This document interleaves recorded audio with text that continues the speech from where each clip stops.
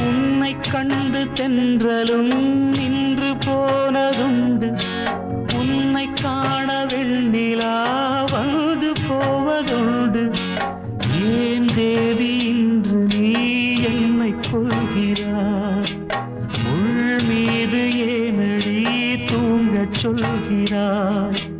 உன்னை தேடி தேடியே எந்த நாவி போனது கூடு தானே இங்கு பாடுது